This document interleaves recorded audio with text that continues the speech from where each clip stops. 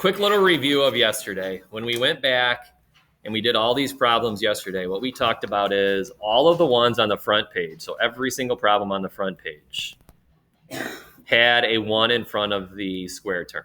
All right. So pen does not want to work. When that was the case, these were pretty quick. They did not. Yeah, you're right. So every one of these had a 1 in front of it. 1b squared, 1n squared, 1n squared there. And then here's a 1b squared, 1n squared, over and over and over again. However, we then got to the back page, and the first handful still had 1s in front of it. So this had a 1, this had a 1.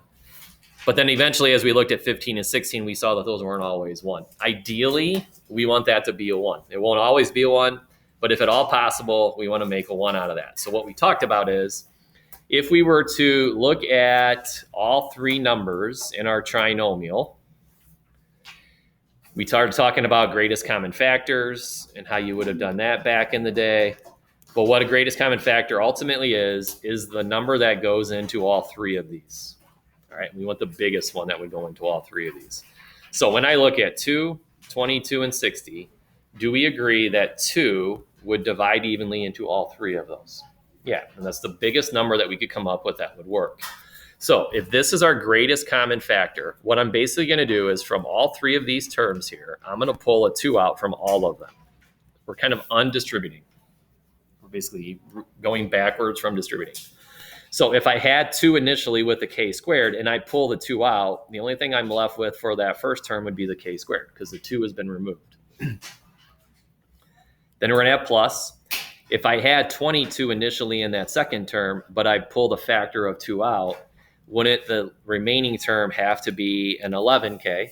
So that if I redistribute, I get the 22. Plus, what number would I have multiplied by 2 to get this 60 at the end? That's what goes right here. So what number would that have to be, Assad? 30. So that's us undistributing, pretty much, factoring, pulling out a greatest common factor. So we did that a handful of times right at the end yesterday. But then what we ended up with, if we now look at this is what we were doing on the front page a lot. This is where, and we'll draw the squares or the boxes still. And eventually some of us yesterday, as I walked around a little bit, have already kind of gotten away from the boxes, which is good long term. That's kind of where we want to be. But we understood that k squared would go right here. So we did all these at the beginning of class, and k squared can only be gotten from a k times a k. So this is taken care of.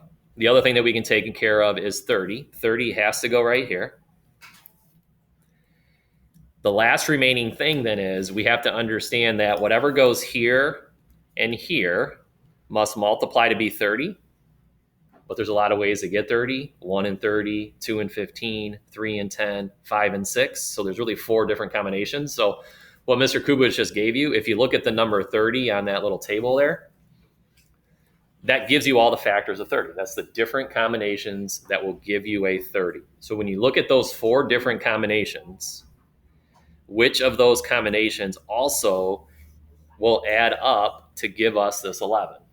See him? 5 and 6. So if I put a 5 here and a 6 here, that puts 5 Ks in this corner, 6 Ks in this corner. Now I do end up with 11 Ks like I'm supposed to. So what we would then do is the 2 that we pulled out initially, we just drop it down. And then what we ended up with in our box over here, up top, you have a K plus a 5. So that's one of our quantities. And then our width down the side was a K plus a 6. If we multiplied all this out, promise it's going to give you what we started with at the beginning. Okay? Yeah, Katie. Would it matter if we put like, instead of like k plus 6, we put like 6 plus k would be the same thing? So you're saying if you put k plus 6 and then k plus 5, is that okay? Yeah. That is okay. Yep. So the order in which we do these doesn't matter. I don't know if it's this class or the other class. And it's because if I give you 2 times 4, we all agree that's 8. If I flip that around, is 4 times 2 still going to give you 8? Yeah, so the order in which we multiply, which is what we're doing here, the order doesn't matter. Okay.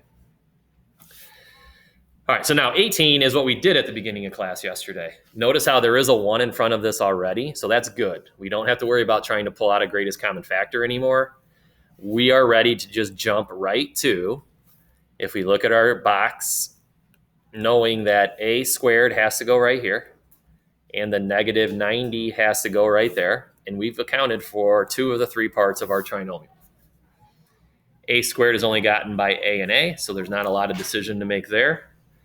But where we do now need to make a decision, and we either do this kind of really, really good with numbers in our head. If you have a calculator, you can do a trial and error, or you can use the little factor sheet that Mr. Kubowitz just gave you. The 2 numbers that have to go here and here better multiply to be negative 90 first and foremost. So that's our guide. That's the numbers we only consider.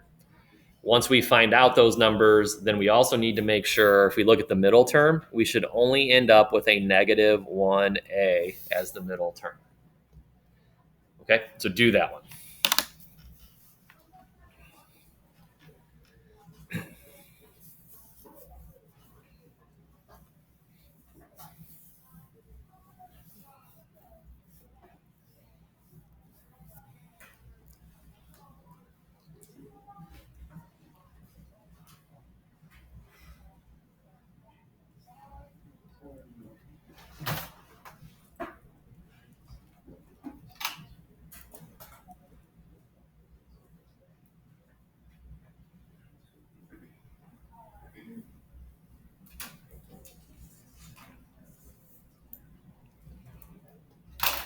Okay, anybody got those? I think they get the combo. Assad? All right, so Assad said if we use a negative 10 here, and by 9 you mean positive 9. All right, negative 10 and 9, that the negative 10 in the a would make a negative 10a. The 9 multiplied by a would give you a 9a. So negative 10 times 9 definitely gives us this. Do these then add up when we go to these 2 corners? Do they add up to give us this negative 1? Yeah. All right, so that's our combination. We had an a minus a 10 get multiplied by an a plus a 9. And then to Caden's question, if you put the a plus 9 first and the a minus 10 second, that is also perfectly correct. Okay, either order is fine. All right, do number 19. We have a nice little 1 in front of this, so it's not one we're worried about a common factor again. So this is what we largely did most of the period yesterday. Come up with that combination. And this one doesn't have as many options, so hopefully if we're understanding this one, we can do pretty quickly.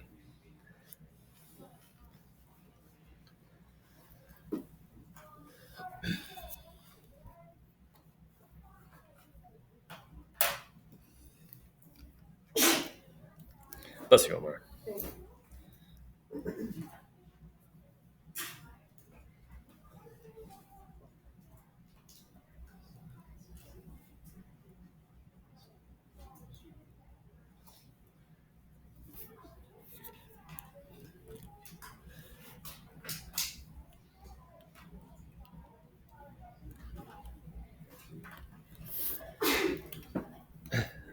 All right, anybody think they have this combination here? What would this give us? Joe? P plus 1 P times P plus 9. All right, do we agree with that? Good. And again, totally fine to draw in your box. Really good idea. But eventually, as you start doing more and more of these, we would probably not necessarily need to do that. But if you do, totally fine. B squared is a here. We know this has to be a 10, so these 2 are taken care of. Your first thought may have been 2 and 5, because that would give you a 10.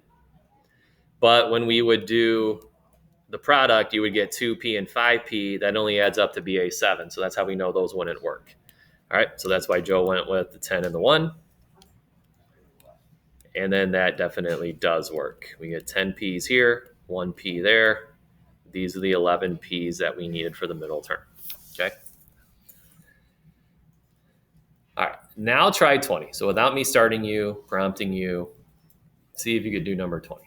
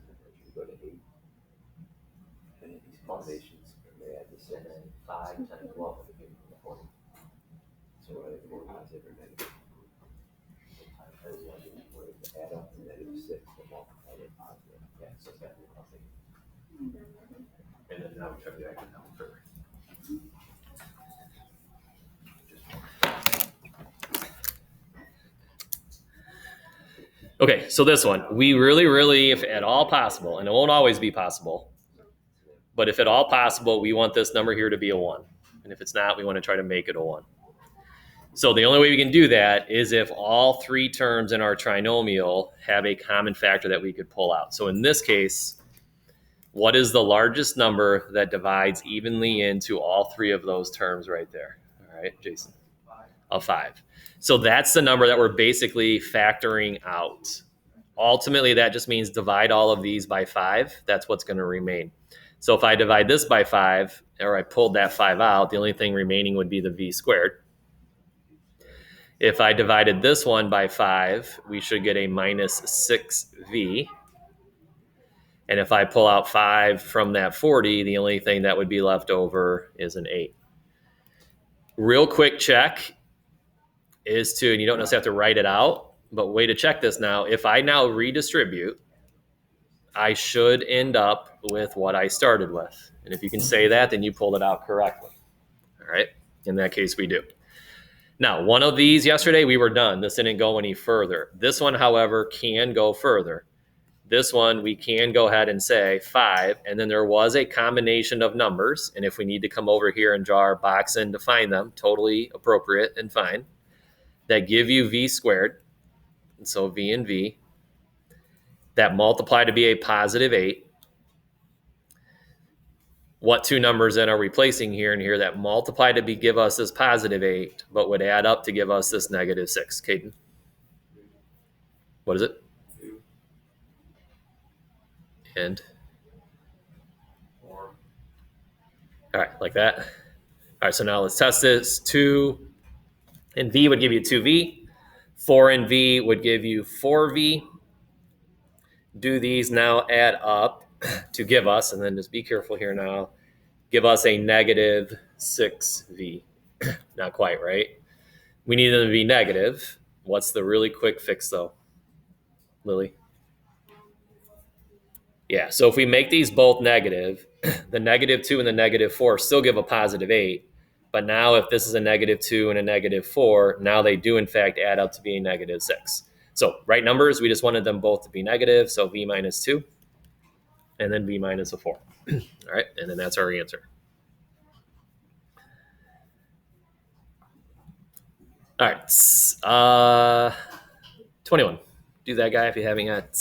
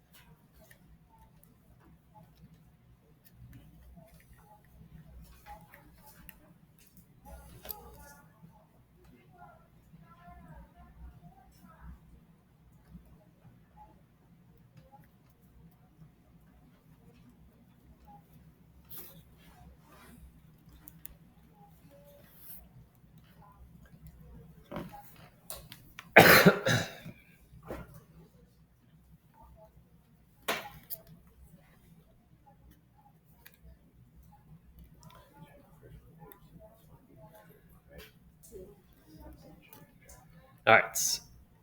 Don't have a 1 here. So what we would like to do is create a 1 out of that. So when I look at all 3 of these, Ella, what number goes into all three of these? Good. So we're basically dividing each of these by a 2, and that's what we pull out. So if I did that, the only thing left over here would be the p squared. What's left over for the second term here, Ella? Yeah, just that p. And then the last term? Good. And then a minus a2. And again, if you just distribute it again, just make sure you get what you would have started with. And then we know we did that correctly. Then you have to decide, does this go any further? Again, when we did one yesterday, I don't remember which one it was. I think it was number 16. It didn't go any further, right? Once we pulled that out, you were done. So we now have to determine, once I pull this out, can that be factored any further? Meaning, can we do our little box and find a way to get that combination from our box, from our factors? All right. Do we think we can? Yeah. What was it, Ella? Good. So if I do a -1 and a +2, so let's say I don't do the box, what should happen is do p and p give you p squared, and they would. Do the -1 and the +2 multiply to be a -2. Right? They do. And then they need to add up to be a +1. So a -1 and a +2, when I add them up, will give us that +1. All right. So this is your answer. And if you need to organize it in a box, then organize it in a box. All right. All right, last one with the common factor. Go ahead and do that one. So now we have a 4 there. We don't really want that there.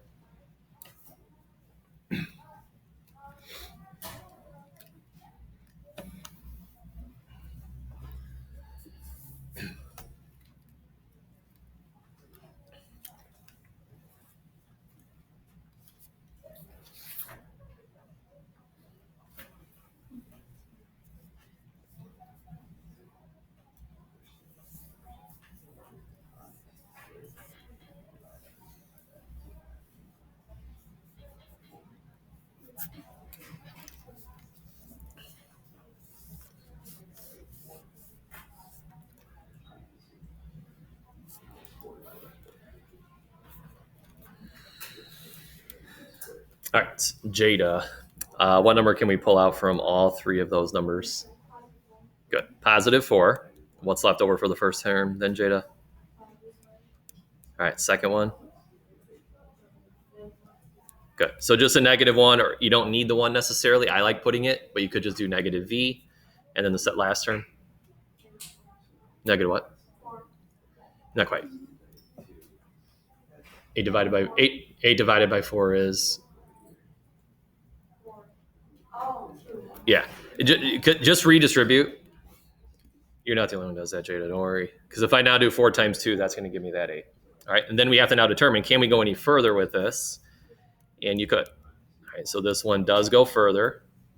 If we need to use our box, then we use that box. We have a v squared here. We have a -2 there. We want the numbers we're going to use to multiply to be this -2, but they better add up to be the -1 also. All right. Anybody have that combination? I'll work for that one. Lily? Good. If I do a -2 and a +1, multiply those, we get a -2. And then we would get a -2v here, positive v there, add those up, it'll give us the -1. So on top, we have v minus 2. Along the side, you have a v plus a 1. So those are our factors. All right. Okay. Let me give you this. This is going to be your homework, but I want to do a couple, and then you can kind of okay, pretty quick.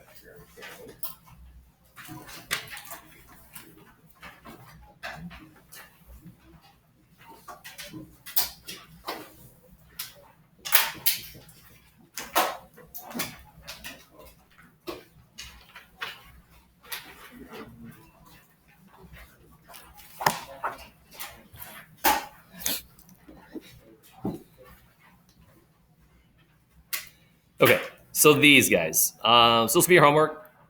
If we just look at those first couple, just to make sure we understand this, because after that, you're proud. I think a lot of us can kind of start hammering these out pretty quickly.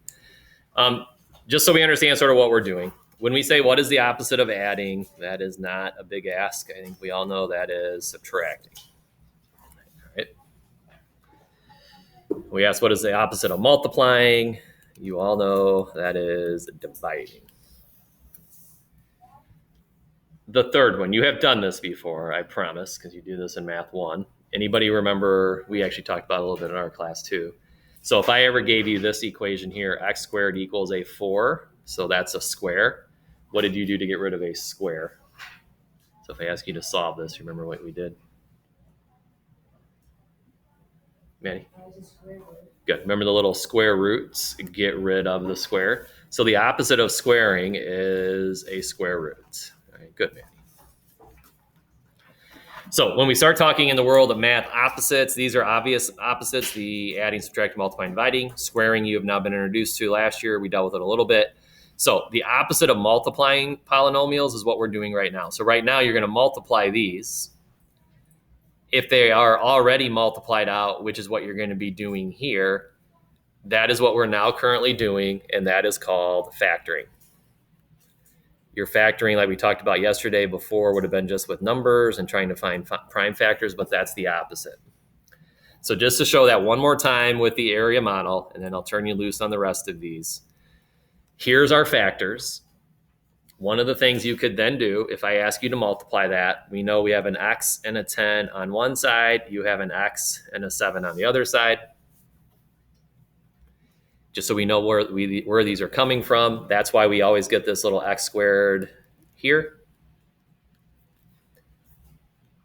And then the 10 and the x, or let's do the bottom right-hand corner, the constants, the 10 and the 7 would give us the 70. So when we start factoring, that's where those come from.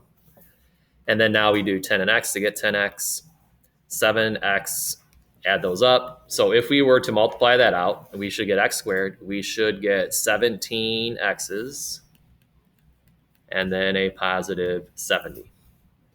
What we're doing now, what you're doing for homework, what we spent yesterday and today doing is looking at this guy and trying to work backwards to get what we started with. All right, but we can do that with our box. So that's what you're then going to do in this next one.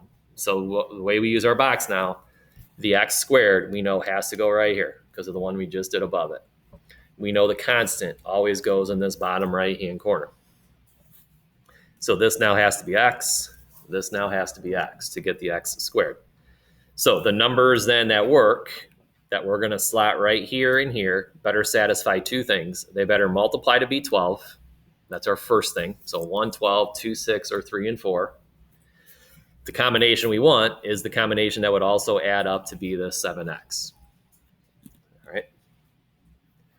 So in terms of those numbers, Julia, what do you think? Was it? Good. So 4 and 3. So this would be a 4x. This would be a 3x. Those multiply to be 12. Add them up to give you a 7x. So then what we multiplied together was an x and a 4. So x plus 4 multiplied by the x plus a 3. These are our factors that we would multiply to get what we started with. Okay? So this is your homework.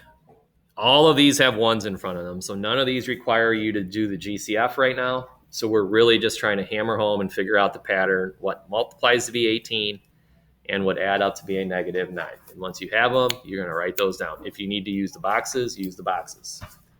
Eventually, after you do these 15 problems or so, you probably could start to get away from the boxes. But if you want them, then use them. All right. But that's your homework, front and back, and then we'll grab that tomorrow. And if you're not understanding, you got about 10 minutes to get some questions from us. Or if you weren't here yesterday, you need some help, let us know.